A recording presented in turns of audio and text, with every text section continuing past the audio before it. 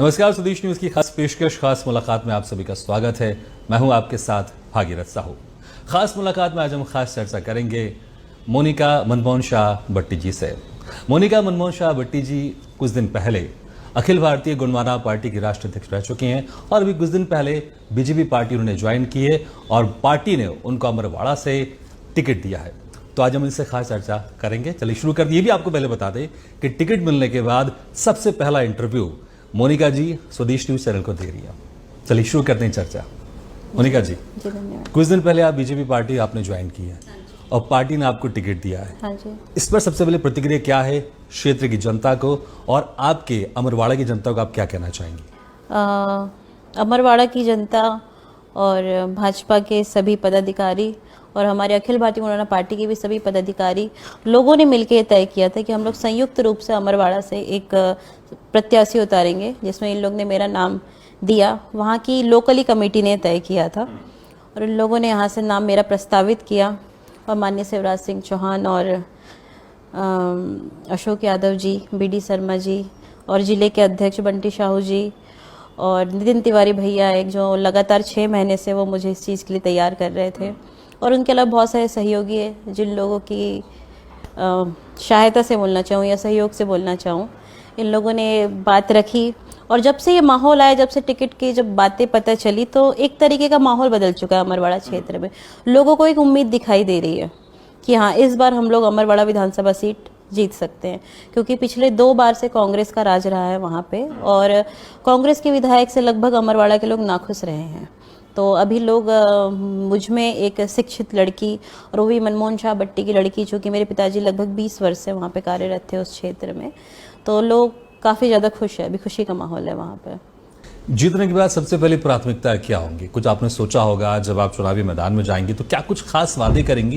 क्योंकि आप देख रही होंगी वहाँ पर जनता क्या कुछ चाहती है इस वक्त, क्या आपसे उम्मीद करती हैं, और अगर आप जीत जाती हैं उसके बाद क्या प्राथमिकताएं होंगी अमरवाड़ा को लेकर?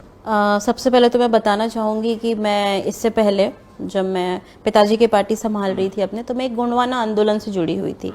गोंडवाना आंदोलन बेसिकली ये है कि गोंडवाना में रहने वाले लोग, गोंडवाना का अर्थ एक राज्य से था, जिसमें मध्य प्रदेश में पहले जो लोग रहते थे ज़्यादातर आदिवासी ट्राइबल समाज से लोग बिलोंग करते, जिसमें काफ़ी राजा रानियां रहे हैं और महल इटारे रहे हैं पहले। तो पापा जी की मेरी हमेशा ही डिमांड रही थी गोंडवाना राज्य की। तो मैं इस गोंडवाना आंदोलन में रही हूँ, जहाँ पर मैंने लगातार आदिवासियों के लिए जल जंगल ज़मीन की लड़ाई और हमारी धर्म संस्कृति की लड़ाई मैंने लगातार लड़ी है इन 3 सालों में।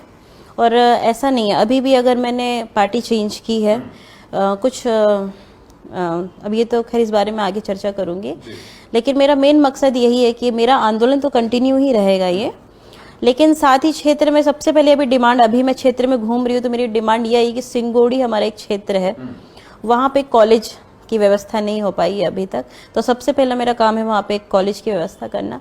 और साथ ही स्वास्थ्य संबंधी भी बहुत सारी परेशानियाँ हैं वहाँ पे, तो मेडिकल सुविधाएं और बहुत सारे ऐसे गांव हैं जहाँ पे अभी भी इलेक्ट्रिसिटी की समस्या से लोग जूझ रहे हैं। कई ऐसे पोलिंग बूथ है जहाँ पे आज भी इलेक्ट्रिसिटी के वायर पहुँच नहीं पाए।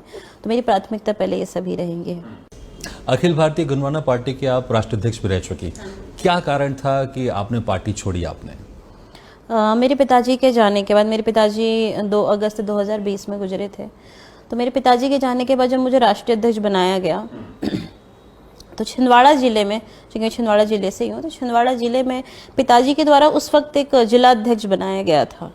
तो जिला अध्यक्ष द्वारा लगातार एक टीम के साथ 12-15 लोगों की एक टीम के साथ मिलकर लोग लगातार निर्वाचन आयोग में मेरे खिलाफ शिकायतें करना या लगातार पार्टी छीनने का काम करना, ये लगातार ये लोग 3 साल से कर रहे थे और बहुत ज़्यादा इन लोगों ने मुझे परेशान किया। कुछ 12-15 लोगों की टीम थी और मुझे ऐसा लगता है कि मेरे पिताजी 15 साल से इलेक्शन लड़ रहे थे अमरवाड़ा से और वो जीत भी नहीं पा रहे थे। कुछ वोट से, कहीं एक बार 500 के वोट के अंतर से हारे, एक बार 5-6 हज़ार के वोट के अंतर से हारे, अभी लास्ट टाइम 2018 में पापा 10,000 वोट के अंतर से हारे। तो मुझे कुछ कारण समझ में आए। मेरे पिताजी के उस समय गोंडवाना पार्टी से लगातार लड़े हैं वो, और एक बार विधायक भी रहे 2003 से 2008 के बीच में। तो उस वक्त पिताजी की लड़ाई कांग्रेस और भाजपा से रहती थी। बट उस समय पापा एक ऐसे सिचुएशन में फंसे हुए थे क्योंकि दरअसल मैं उनकी असली लड़ाई उस समय इन्हीं लोगों के साथ थी, जो पापा शायद उस वक्त नहीं समझ पाए, या बहुत सारी ऐसी चीज़ें थी कि जो पापा मतलब इन लोगों की पहचान परख नहीं कर पाए, जो आज ही पिताजी के जाने के बाद भी लगातार उन लोग मेरा विरोध करना, और मुझे किसी न किसी तरीके से उन लोग ने पूरी तरीके से एक षड्यंत्र रच के रखा था कि मैं उन लोग मुझे कुछ इस तरीके से परेशान करे कि बस मैं कैसे भी करके ये आंदोलन और ये मैदान छोड़ के भागूं करके। और मतलब ऐसा था कि हाँ, मैंने एक पल के लिए मैंने तय भी कर चुकी थी कि अब मेरे को इतनी मानसिक प्रताड़ना नहीं झेलनी है, तो मैंने डिसाइड कर लिया था। बट उस वक्त फिर मैंने सोचा कि अगर मैंने ऐसा कुछ कर लेती हूँ, फैसले ले लेती हूँ, तो फिर मेरे पिताजी का 20 साल का जो संघर्ष था वो, और साथ में पिताजी के जाने के बाद मैंने जो 3 साल का संघर्ष किया, तो वो बर्बाद जाएगा। तो फिर मुझे भाजपा की तरफ से, जो चूंकि मैंने 3 साल लगातार संघर्ष किए, तो मुझे भाजपा की तरफ से ये प्रस्ताव मिला, ये मौका मिला, तो मैं उसके लिए भी आभार व्यक्त करूंगी। मौका तो आपको मुझे लगता है शायद दूसरी पार्टी की तरफ से मिला होगा आपको, आपके पास ऑप्शंस भी बहुत होंगे, तो बीजेपी क्यों आपने चुना है? क्या खास वजह रही कि आपको लगा कि जो आप करना चाहती हैं वो बीजेपी पार्टी में जाकर आप कर सकती हैं? क्या खास वजह रही? देखिए, ऐसा नहीं है, और मैं खुद भी प्रभावित रही हूँ भाजपा पार्टी से। उनकी इतनी सारी योजनाएं आज आप देख लो कि आखिरी पंक्ति के खड़े इंसान तक उनका लाभ पहुंच रहा है। मोदी जी का हो जाए चाहे शिवराज जी का हो जाए, इनकी इतनी सारी योजनाएं हो गई है, लाडली बहन योजनाएं हो गई, और लाडली लक्ष्मी हो गई, और भी आवास योजना, प्रधानमंत्री आवास योजना, मुख्यमंत्री आवास योजनाएं, आयुष्मान, मतलब हर एक गरीब भी परिवार को जो मेडिकल सुविधाएं दी जा रही है, 5 लाख तक का ट्रीटमेंट फ्री दिया जा रहा है। बहुत सारी ऐसी चीज़ें थी जहां पर, और देखा जाए तो केंद्र में ही भाजपा की सरकार है, प्रदेश में ही भाजपा की सरकार है, और लोग प्रभावित बहुत ज़्यादा है, और सबसे ज़्यादा महिला वर्ग की ज़्यादा महिलाएं, सबसे ज़्यादा प्रभावित महिलाएं लोग प्रभावित है। तो मैंने इसको देखते हुए कि जो अच्छा काम कर रहे हैं, मैं उनके साथ ही जुड़ के काम करूँ। जब से आपको टिकट मिला अमरवाड़ा से, वहाँ पर कुछ लोग आपका विरोध कर रहे हैं और कहीं ना कहीं सनातन विरोधी बताने की कोशिश कर रहे हैं, क्योंकि लगातार बीजेपी ये कहती आई है कि जो विपक्षी पार्टी वो सनातन विरोधी है। लेकिन अमरवाड़ा में कुछ लोग लगातार विरोध कर रहे हैं आपको टिकट देने का, और वो आपको सनातन विरोधी कह रहे हैं। नहीं, ये बस एक तरीके से षड्यंत्र है पूरी तरीके से। एक देखा जाए तो मेरी छवि खराब करने की कोशिश की जा रही है। इससे पहले पापा के ऊपर भी यही आरोप लगाए थे, और अभी भी मुझ में ये इस तरीके के आरोप लगाए जा रहे हैं। ऐसा कोई बात नहीं है। अगर मैं देखूं, विपक्षी पार्टी यहाँ पर कांग्रेस रही है, और वो लगातार ये आरोप लगाती रही कि जो बीजेपी है वो आदिवासी विरोधी रही है, और लगातार तमाम जो आरोप लगाते रहे, भ्रष्टाचार के आरोप लगाते रहे या दूसरे आरोप लगाते रहे, इसको लेकर आपके भी जब आप जाएंगे तो आपके सामने कांग्रेस पार्टी के कैंडिडेट खड़े होंगे, तो कैसे आप उनका मुकाबला करेंगे और क्या कुछ रणनीति है आपकी? नहीं, देखिए, ये सारी चीज़ें चलती रहती है, आरोप प्रत्यारोप। और दूसरी चीज़ अगर मैं आपको बता दूँ तो मैं धरातल से जुड़ के काम करने वाली हूँ। मैंने कभी इस चीज़ में कभी ज़्यादा फोकस नहीं किया कि कौन किस पे ज़्यादा आरोप लगा रहे हैं, कौन किस पे कर रहे हैं। मैं ज़मीन से जुड़, पिताजी के जाने के बाद मेरा एक ही मकसद रह गया था, बस मुझे अमरवाड़ा विधानसभा जीतना है करके। और पिताजी का मेरा यही था कि असली विरासत मेरे पिताजी की अमरवाड़ा विधानसभा है। आज कुछ लोगों द्वारा ये सवाल मेरे ऊपर उठाए जाते हैं कि मैंने पिताजी का मान नहीं रखा, अपना बहुत सारी ईमान जैसी चीज़ें आ जाती है कि पिताजी के सपनों को, बट ये शायद लोगों को नहीं पता है कि असली जो विरासत है मेरे पिताजी की, वो अमरवाड़ा विधानसभा ही है, जिसके लिए उन्होंने अपने पूरा जीवन उस चीज़ में लगा दिया। तो मेरा काम पहले मेरी विधानसभा को संभालना, और रही कांग्रेस की टीका टिप्पणियों से, तो मैं ज़्यादा उन चीज़ों से वाकिफ नहीं हूँ। अच्छा, हम आपके व्यक्तिगत ज़िंदगी से और राजनीतिक ज़िंदगी तक जाएं तो कैसे आप उसमें याद करते हैं? क्योंकि बहुत सारी ऐसी हमारी यादें रहती हैं जिसको हम याद करते हैं, और बहुत सारी खुशनुमा यादें होती हैं, कुछ ऐसी यादें भी होती हैं थोड़ा सा हमको पीड़ा देती हैं। तो व्यक्तिगत ज़िंदगी से लेके राजनीतिक ज़िंदगी तक कैसे आप देखते हैं उन यादों को आप? जब मेरे पिताजी गुजरे, तब उससे पहले मेरा एक साधारण जीवन था, एक हंसती खेलती लड़की की तरह। और मैं काफ़ी जिम में मेरा काफ़ी अनुभव रहा है। मैं एक ट्रेनर की तरह एक वर्क किया है मैंने इसमें। पिताजी के जाने के बाद अचानक से मैंने पिताजी का पदभार संभाला।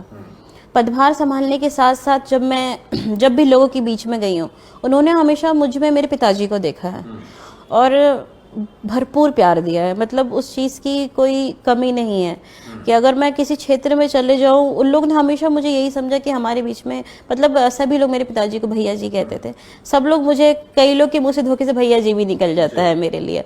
तो हमेशा उन लोगों ने बहुत मेरे को किया है। अभी भी ऐसा है कि उन्हें, आप ये समझिए कि मुझे एकदम जैसे पिताजी ने रखा था, एकदम पलकों में बैठाल के रखा सभी समाज वालों ने।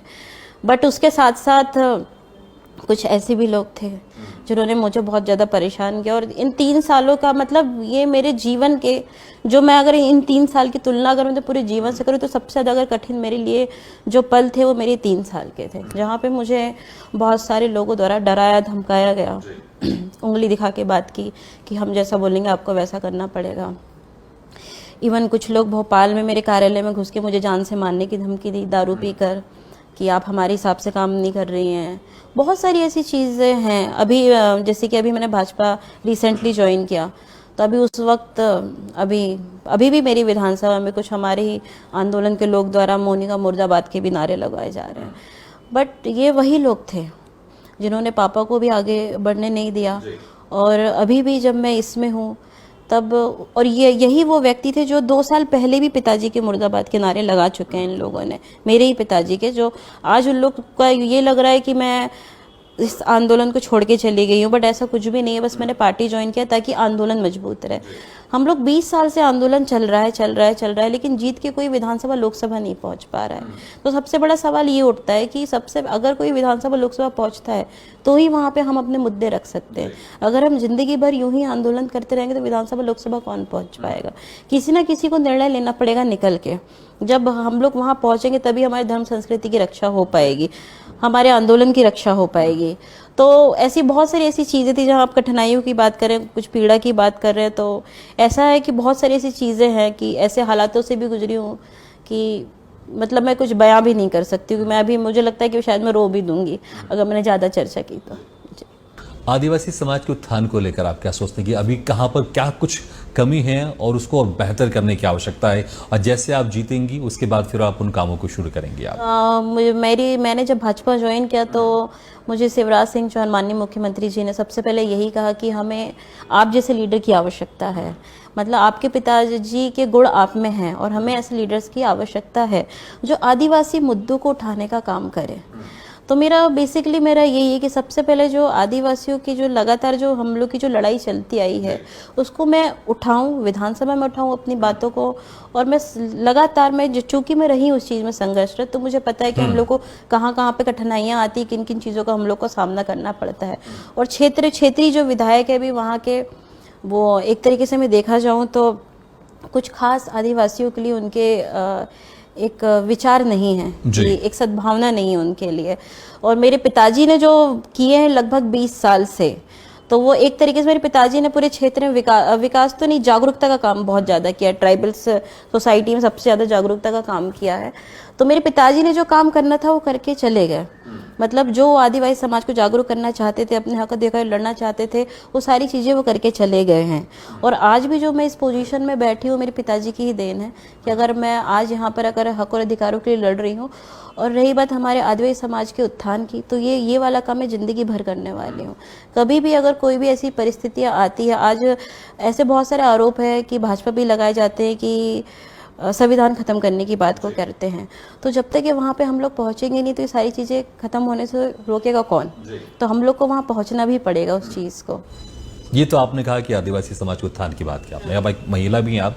अभी कुछ दिन पहले लोकसभा राज्यसभा में महिला आरक्षण बिल पास हुआ है, नारी शक्ति वंदन अधिनियम बिल। हाँ, इसको लेकर आप कैसे देखती हैं बिल को लेकर? क्योंकि इसमें भी हालांकि तमाम विपक्षी पार्टी आरोप लगाती रही है कि इसमें भी तमाम पेच है, लेकिन एज ए महिलाओं को देखते हुए आपको क्या लगता है प्रदेश में महिलाओं की स्थिति कैसी है? और जब आप चुनाव जीतेंगे उसके बाद आप महिलाओं को लेकर भी खास तौर से क्या काम करेंगे आप? हाँ, खासकर हमारे इंडिया में एक्चुअली, और ये बहुत ज़रूरी था, महिलाओं को 33% जो आरक्षण दिए गए हैं बहुत ज़्यादा ज़रूरी थे। बिकॉज इंडिया शुरू से मेल डोमिनेटिंग सोसाइटी रही है, तो इसको देखते हुए अगर हम देखें तो बहुत अच्छी चीज़ है। बिकॉज मैं चाहती हूँ कि महिलाएं भी खुद बढ़ चढ़ के राजनीति में हो, चाहे हर क्षेत्र में बढ़ चढ़ के हिस्सा लेना चाहिए। और जैसे कि मैं खुद इस चीज़ का शिकार रही हूँ, तो ये बहुत ही खुशी की बात है। और ये आरोप प्रत्यारोप, जैसे कुछ लोग इस चीज़ का विरोध कर रहे हैं, कुछ नहीं कर रहे हैं, बट अगर हम भाजपा का इतिहास उठा के देखें तो हमारे छिंदवाड़ा जिले से अनुसुईया उइके जी निकली हैं, जो राज्यपाल है, शायद 3 बार या 4 बार राज्यपाल रह चुकी हैं। और अभी द्रौपदी मुर्मू रिसेंटली राष्ट्रपति जी बनी है वो। तो ये बहुत बड़ा उदाहरण है कि भाजपा ने आदिवासी महिलाओं को हमेशा आगे बढ़ाने का काम किया तो है। हाँ, तो मैं इस चीज़ से काफ़ी खुश हूँ। और उसी समय ही मेरे ख्याल से मैंने 2 दिन पहले ही भाजपा ज्वाइन किया था और उसके तुरंत 2 दिन बाद ही मुझे खबर आती है। तो कहीं ना कहीं मुझे उस वक्त ये लगा कि मेरा ये फैसला बहुत अच्छा था। अच्छा, टिकट को लेकर अक्सर बहुत सारे लोग आपसे सवाल भी करेंगे, विरोधी लोग तमाम तरह की बातें करेंगे, लेकिन आपको क्या लगता है कि बीजेपी ने ऐसा क्या खास आपके अंदर देखा कि उनको लगा कि इनको टिकट देना चाहिए? क्योंकि अक्सर ये कहा जाता है कि बीजेपी थोड़ा बहुत सोच समझ के टिकट देती है, और आपने कुछ दिन पहले ही बीजेपी पार्टी आपने ज्वाइन की है। जो आपके विरोधी हैं, जो टिकट देने का विरोध कर रहे हैं, आप उनको कैसे जवाब देंगे आप? एक्चुअली भाजपा ने मुझ में क्या देखा, मैं मनमोहन शाह भट्टी की बेटी हूँ, जो पिछले 20 से 25 सालों से ट्राइब